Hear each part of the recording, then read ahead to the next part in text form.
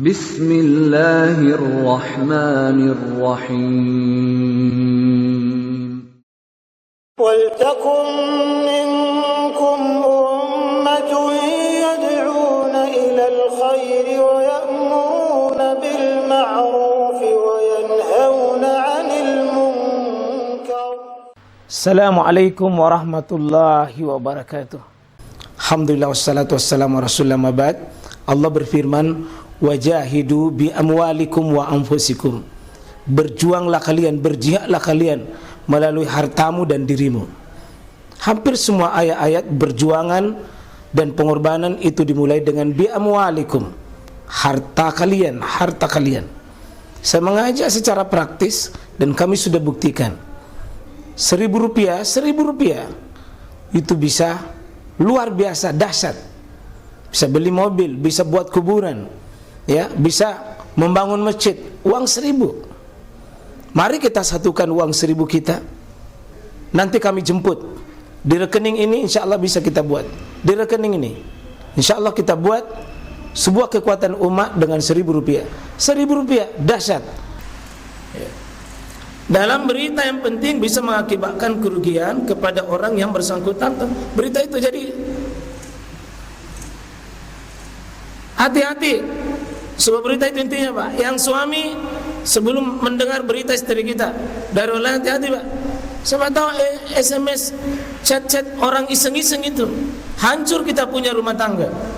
Hanya sebuah berita. Murid, hati-hati. Perkalian kelompok biasa terjadi, Pak, hanya karena tidak ngecek itu berita. Langsung main ngambak. Sudah pinambah. Orang bilang, oh, tidak begitu pada maksudnya. Butuh tasabbut. Yang ketiga, ini gurunya para guru, maka disebut dia dengan Al-Allamah. Al-Allamah Syekh Asy-Syanqiti. Gurunya Syekh bin Bas. Gurunya Syekh Shalih Al-Utsaimin. Gurunya Syekh Nasruddin Al-Albani. Beliau pencetak ulama, maka disebut Al-Allamah. Bukan cuma ulama, tapi Al-Allamah mencetak ulama, ya. Punya kitab ini namanya Ad-Du'a wa Al-Bayan. Nah, ini menjelaskan itu sejelas-jelasnya sesuatu. Nah, ini jadikan dalil oleh ahli usul dalam menerima berita orang yang adil, ya, diterima beritanya orang adil meskipun sendiri. Ini agak sedikit berbeda dengan teman-teman kita. Itu ada sebagian kalau orang bawa berita sendiri ditolak katanya kalau nyangkut masalah akidah. Teman-teman kita dari HT itu dia perlakukan begitu. Kalau berita sendiri ditolak. Kalau prinsip kaidah ini enggak. Meskipun sendiri, kalau dia orang adil diterima. Kalau dia orang bohong ditolak. Kalau dia orang fasik, tunggu dulu. Tasabbut atau tabayyun. Dan ini sekaligus menolak persaksian orang fasik. Jadi seperti dalam Quran, walladzina yarmunal muhsanat tsumma lam ya'tu bi arba'ati syuhada fajliduhum samanina jaldatan wala taqbalu lahum syahadatan abada. Di sini orang-orang yang yarmunal muhsanat, yang menuduh perempuan baik-baik itu berselingkuh, berzina. Kalau ada orang Pak bawa berita bilang Yanu berselingkuh, Yanu telah mengkhianati keluarganya, summa lam ya'tuna bi arba'ati syuhada, tapi dia tidak bawa saksi 4 orang, dia yang dihukum. Fajliduhum, orang yang begini pukul dia dengan samanina jalda, 80 cambukan, Pak. Ini tuh orang yang suka bawa berita, dicambak 80 kali berita, 80 kali cambukan. Termasuk yang suka men-share-share itu. Siapa yang kasih tahu bahwa ini satu raja 70 tahun diampuni dosanya? Oh, dicambuk 70 kali, 80. Wala taqbalu lahum, jangan kamu terima kepada mereka itu yang bawa berita itu tanpa bisa membawa bukti syahadatan abada, persaksiannya selama-lamanya. Allah menutup ayat itu, wa ulaika humul fasikun. Orang yang seperti itu tadi digolongkan dia orang fasik, persaksiannya ditolak. Itu tidak gampang itu Pak menyikapi berita. Jangan gampang berita, jangan gampang percaya sebuah berita, jangan gampang menerima begitu saja, jangan gampang.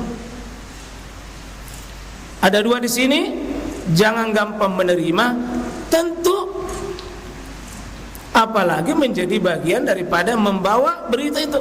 Jangan langsung konsumsi berita tak jelas. Apatah lagi kita yang membawa berita itu. Kalau dilarang membawanya, menerimanya, tentu dilarang juga membawanya. Ini nasihatnya Syekh Asy-Syankiti.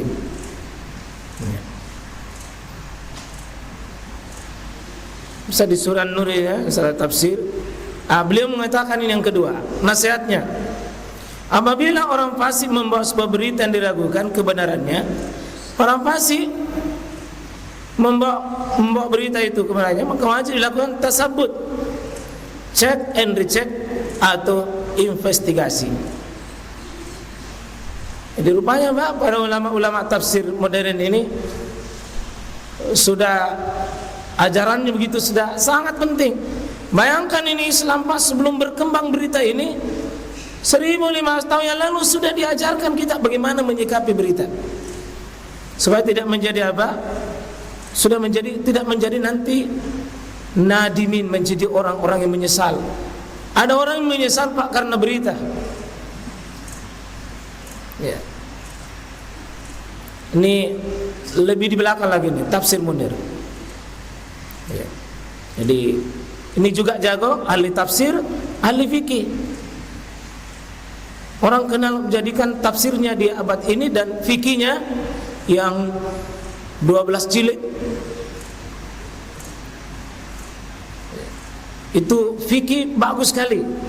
Seandainya ada imam mazhab yang ke-6 Pak, maka Profesor Wahbah Az-Zuhaili ini menjadi imam mazhab yang ke-6 di abad ini.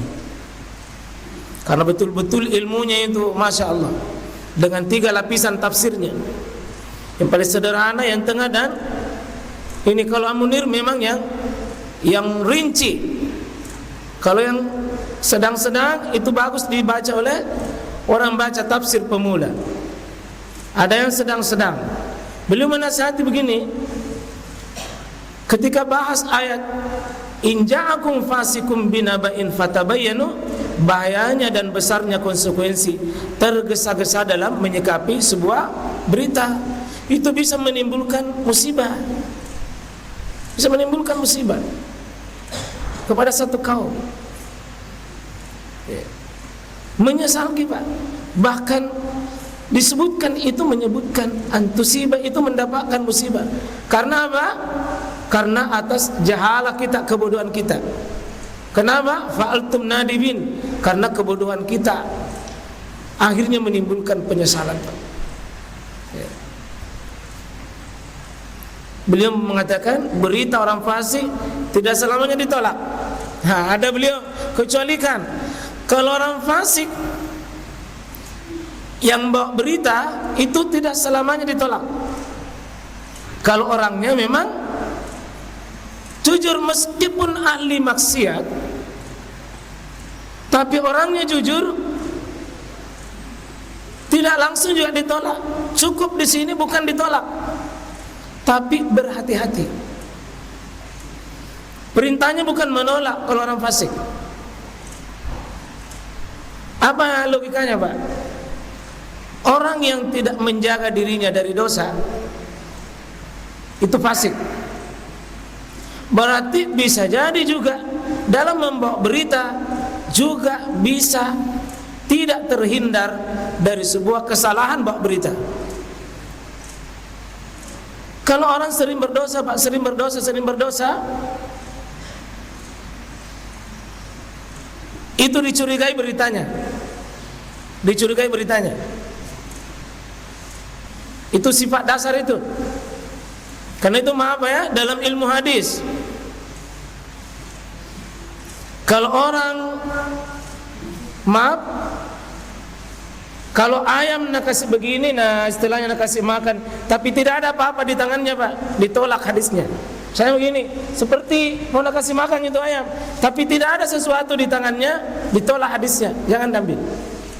Kenapa? Karena ayam saja nak bohong-bohong.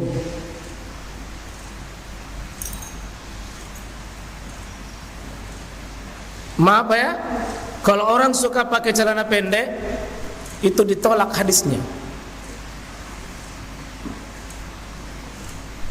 Seandainya di masa Nabi merokok ditolak hadisnya. Yang suka main domino, ditolak hadisnya.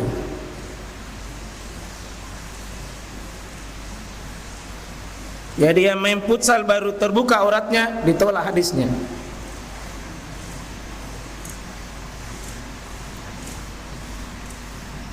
Kalau dia main futsal baru hezbal, baru dia tidak menyatakan hezbal, ditolak hadisnya. Karena dia tidak jujur.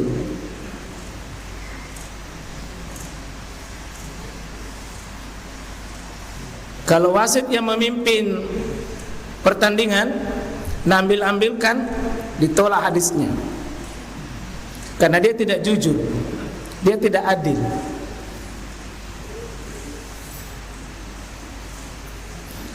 Apalagi kalau orang yang main bola baru tandang-tandangan, Pak, wajib ditolak hadisnya. Karena jelas pelaku maksiat itu. Ya. Ini yang sering kontroversi. Kalau mau semangat jihad, semangat melakukan harakah, semangat sesuatu, baca kitab ini. Tidak terasa itu terbawa. Tafsir fi Zilalil Quran oleh Syekh Qutb. Beliau menasihati dalam menyikapi kabar burung, selalu dicurigai sebagai sumber kebohongan, Pak. Jadi hampir sama tadi di atas, cuma bahasanya disikapi kabar burung itu dicurigai sebagai sumber apa? Kebohongan. Artinya al-aslu fi naba'in minal fasikin huwa kazib. Wa kama yaqul minal qaidatil usul fikih, itu ada kaidah usul fikih bahwa al-yakinu la yuzalu bisyak. Nah, kalau ini adalah asyakku la yuzalu biyakin. Ini sebuah kaidah bahwa kalau memang sudah mulai meragukan, itu sudah ditolak memang itu. Jadi sifat aslinya orang ahli maksiat itu, Pak, dicurigai. Di situ memang hukum dasarnya itu. Hukum dasarnya. Kalau suka berbohong itu, Pak, dicurigai dulu. Dicurigai dulu baru diterima. Kenapa? Mohon maaf ya. Siapa yang suka bohong, suatu saat dia benar, sebelum diterima kebenarannya dicurigai dulu. Itu bahayanya kalau suka bohong. Contoh, suka kencing, suka kencing berdiri. Begitu ada kencing bau di pintu masjid, dia yang dicurigai itu. Kau mentong, karena kau yang sering. Dia bilang bukannya saya. Kandala-kandalaka. Tapi karena anda yang sering, maka anda dicurigai dulu. Meskipun nanti bisa diterima bahwa bukan dia.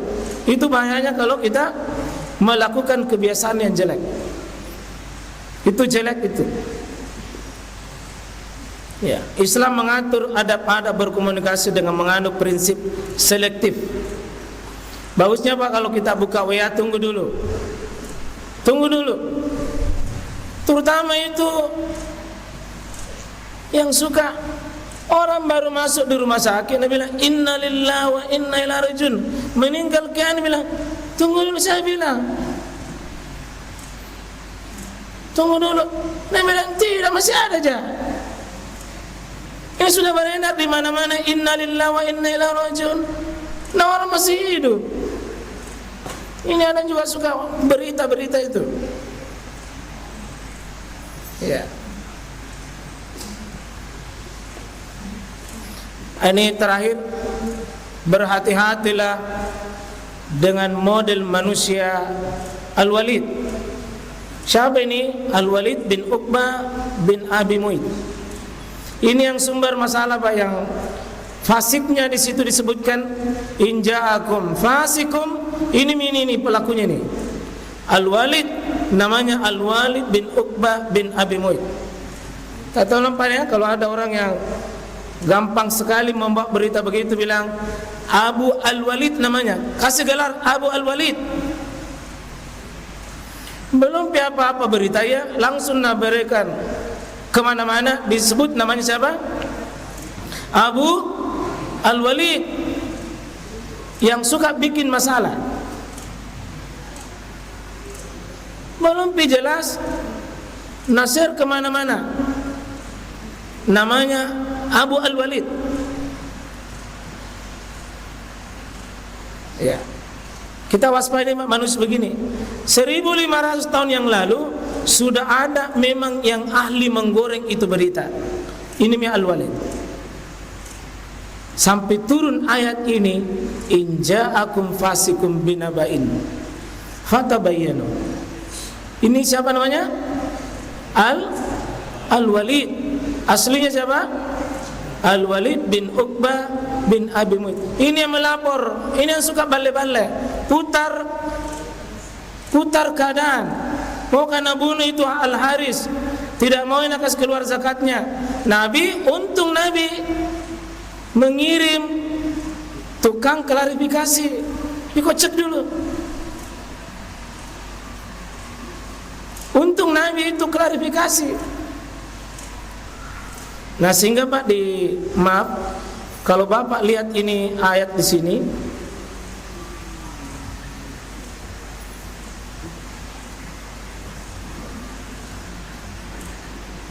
kita lihat ya, ada kata yang orang yang meneliti dalam sisi bahasa, antusibu kauman bijahalah. Kalau kamu suka ceroboh dalam menyikapi berita, bisa engkau menimpakan musibah kepada satu kaum. Karena apa? Bijahala, karena atas ketidaktahuan kita. Allah menyebut bijahala, ya, menyebut bijahala sama dengan jahil, atas ketidaktahuan kita. Apa itu? Fatusbihu, yang menyebabkan itu ala ma fa'altum nadibin, atas perbuatan kalian ceroboh menerima berita itu, menyebabkan umat ini kenapa? Tusibu kauman bijahala, kena musibah Pak, tingginya itu, sehingga Nabi Allah mengatakan bahasa musibah. Apa akibatnya?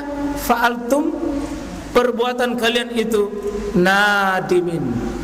Biasanya di belakang Pak, kalau orang sudah baku tumpah darah, sudah tersebar berita gara-gara kita, mau tarik susah Pak, susah itu ditarik. Sebelum putuskan, pikirkan akibatnya. Ada lanjutan sedikit, wa'lamu anna fikum rasulullahi lau. Nah, ini coba lihat sisi bahasa mengamati ini. Ketahuilah oleh kalian bahwa di tengah-tengah kalian, wahai kaum muslimin, pada saat itu, anna fikum, ada Rasulullah. Artinya, milikilah adab sama Nabi, ada pemimpinmu, ada Rasulmu. lau yuti'ukum, sekiranya mereka yuti'ukum, mentaati kalian dalam seluruh fi kasirin minal amri, di sebagian besar urusan-urusan yang kau minta sama Nabi. Coba lihat bahasanya Pak, lau yuti'ukum, fil apa ini? Fil apa nak pakai ini? Fil mudhari atau fil madi? Fil mudhari. Apa artinya Pak? Kenapa bukan ata'u? Bukan ata fil madi? Kata para ulama, sisi ini sudah wasiat besar bahwa Nabi itu kalau mau berbuat sesuatu selalu cek dulu. Cek selalu. Ini fi'il mudhari sikapnya Nabi Pak. Fi'il mudhari selalu, fi'il mudhari itu maknanya istimrar bi fi'lihi. Senantiasa Nabi melakukan itu, cek. Tidak otomatis orang bahas melapor terima, orang melapor terima, enggak. Nabi cek. Seandainya Pak Nabi itu ceroboh, apa kata Allah? La anittum, pasti kalian susah. Ini mau Pak yang pimpinan, jangan ke semua berita Pak. Orang melapor, jangan semua dengar itu. Kenapa? La'an itu kalian susah. Untunglah walakinnallaha habbaba ilaikumul iman wa zayyanahu fi qulubikum. Untunglah ada keimanan Pak. Dan ini hebatnya iman ini Pak, diperindah, wa zayyanahu fi qulubikum. Iman rupanya bisa juga menjadi bahan seleksi Pak, sebuah berita itu.